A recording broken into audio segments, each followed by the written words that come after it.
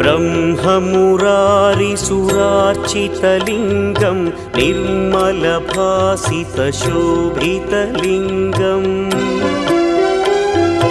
जन्मजदुःखविनाशकलिङ्गं तत्प्रणमामि सदा शिवलिङ्गम्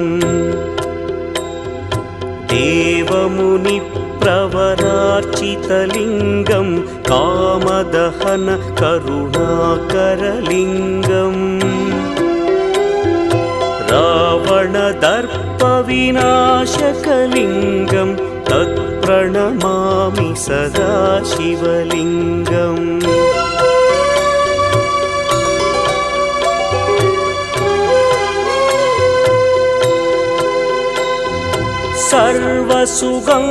सर्वसुगन्धसुलेपित